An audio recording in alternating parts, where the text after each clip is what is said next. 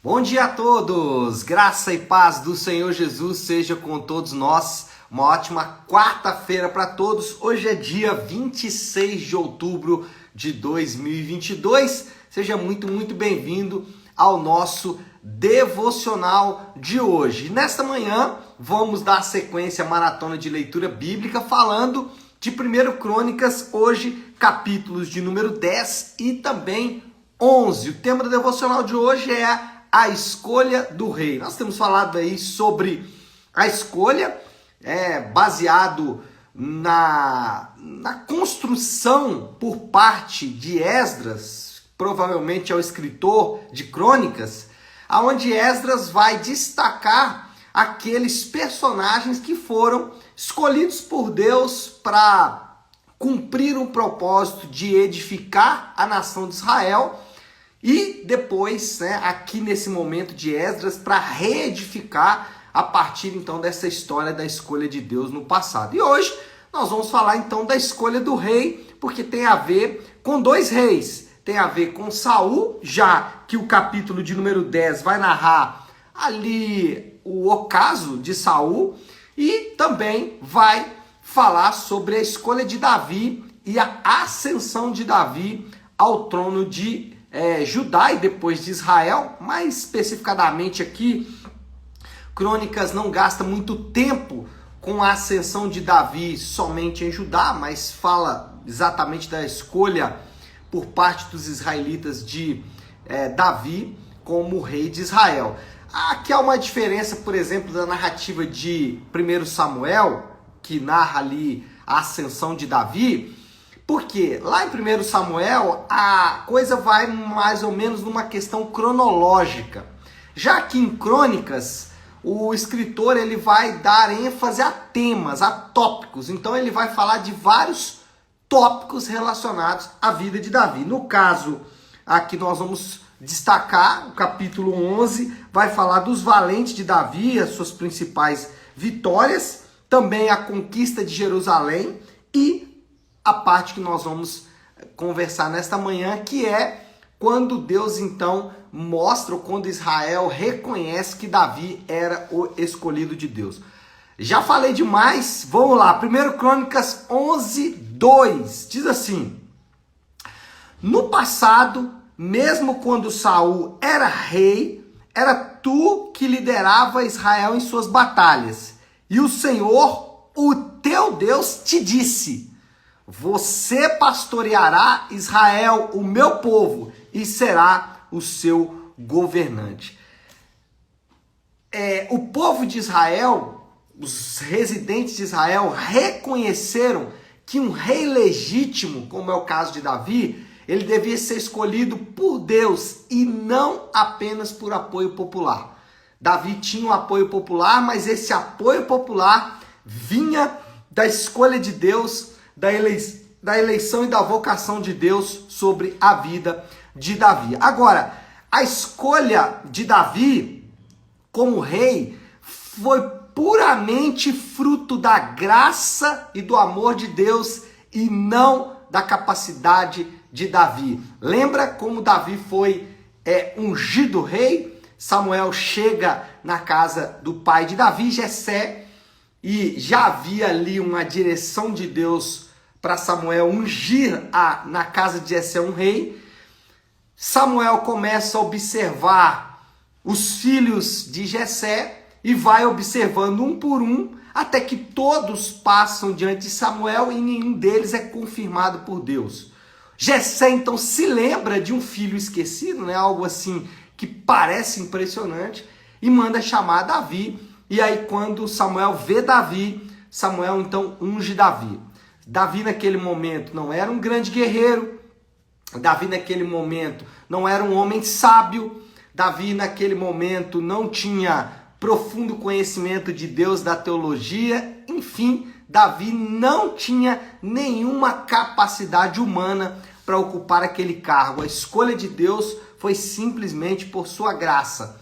E isso é importante porque a graça nos torna humildes. Davi, ele não tinha nada do que ele pudesse se orgulhar. Ele não podia dizer o seguinte: olha, eu fui escolhido rei porque eu sou muito bom e as pessoas vão ter que me elogiar, né? Ele não tinha isso para falar. Por quê? Porque a escolha de Deus foi exatamente o contrário. Ele não tinha nada do que se orgulhar. E o crente que conhece, entende e vive a doutrina da graça, ele não tem absolutamente nada do que se orgulhar, porque ele sabe que tudo que ele tem, a escolha de Deus na sua vida, todos os seus dons e capacidades, elas vêm de Deus, não do seu mérito próprio. Tem uma história que eu gosto de contar do famoso pastor inglês e teólogo John Stott.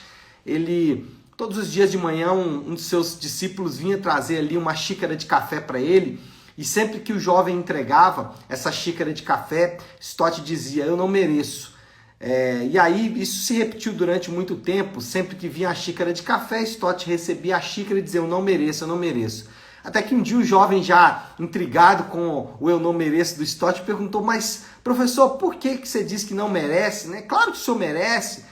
Nós reverenciamos a sua vida, veneramos, né, a sua sabedoria, a sua teologia e tudo mais. Mas por que o senhor diz não mereço? Aí o Stott disse, né? Eu não mereço porque tudo que eu tenho na minha vida é fruto da graça. E aí o jovem disse: mas professor, é só uma xícara de café. E aí ele disse: se a teologia da graça não impactar cada detalhe da sua vida, você ainda não entendeu a graça. E é mais ou menos isso. Davi, ele foi escolhido como rei simplesmente pela graça de Deus. O crente não tem do que se orgulhar. Um crente orgulhoso é uma anomalia, um crente orgulhoso é um mutante, alguém que de fato não representa, não encarnou o evangelho da graça de Deus. Segundo, a escolha de Davi tinha um motivo. O texto diz: olha, você foi escolhido para pastorear o povo de Israel, né? Então, a escolha de Deus tinha um motivo. Qual era o motivo? Servir ao povo de Deus. Davi foi chamado para fazer o que todo crente deve fazer: servir. Agora, sempre que a gente fala de servir, e eu às vezes tenho que ser repetitivo, porque o texto nos direciona nesse sentido, sempre que formos servir, a gente tem que sempre lembrar de 3 coisas importantes. Primeiro, servir por amor a Cristo. Esse é o ponto central. Se a motivação do serviço for os mandamentos de Deus, ainda que Deus mande servir, a motivação tá incorreta. Se você for servir para se sentir bem, também está incorreto. Então, por que servimos? Servimos por amor a Cristo e tão somente por amor a Cristo. Além disso, servir sem esperar recompensa. E aí, quando a gente pensa em recompensa, às vezes a nossa cabeça vai automaticamente para recursos financeiros. Então, servir sem esperar o pagamento de um salário. Isso é verdade, devemos servir sem esperar o pagamento de um salário. Mas, às vezes, as pessoas servem esperando elogio. E quando não são elogiadas, se sentem frustradas. Então, servir sem esperar recompensa, inclusive elogio.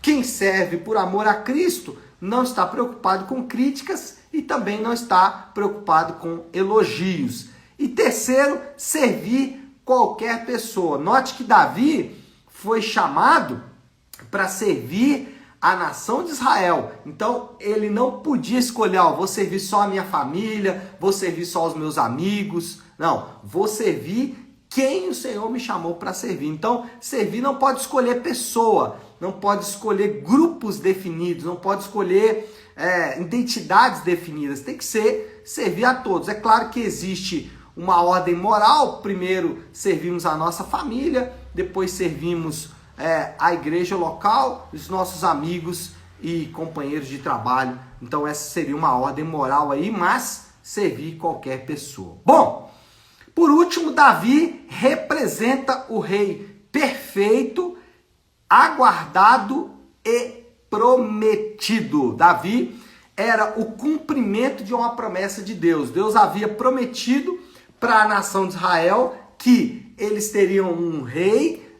Isso foi prometido através da vida de Samuel, que eles teriam um rei perfeito, e Davi então é o cumprimento de uma promessa de Deus. Agora, Davi representa outro rei, o rei que é o rei perfeito, que é o rei aguardado e que é o rei prometido. Nós sabemos quem é esse rei. Jesus, ele irrompeu a eternidade.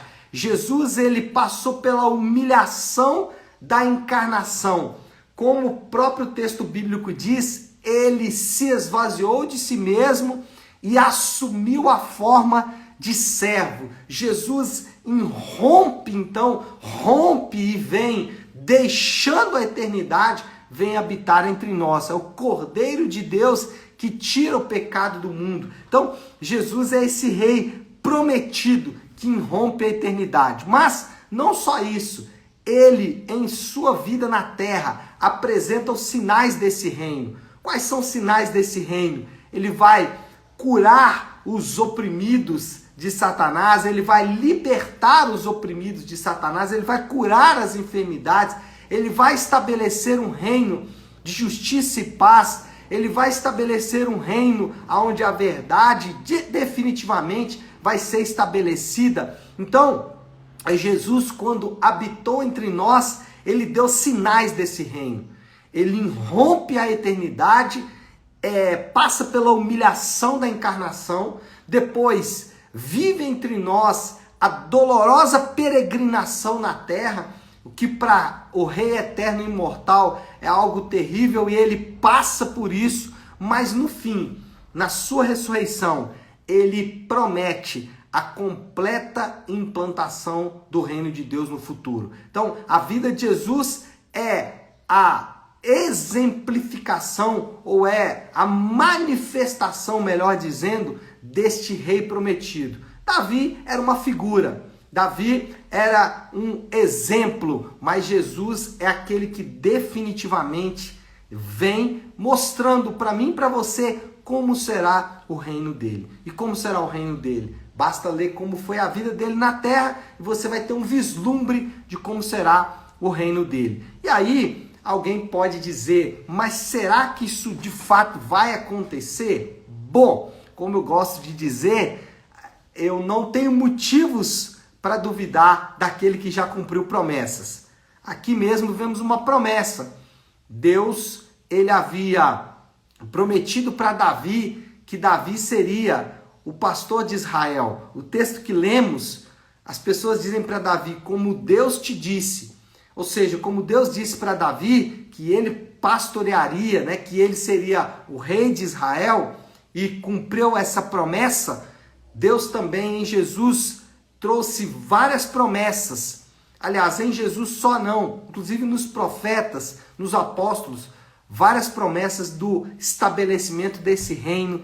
E eu não tenho motivos para duvidar daquele que já cumpriu gloriosas promessas. Bom, moral da história: a esperança do povo é na chegada definitiva do Rei perfeito e do seu reino eterno. Essa é a nossa esperança. A nossa esperança está na chegada do Rei perfeito e do seu reino eterno. Promessa essa que nos foi dada e hoje nós já vivemos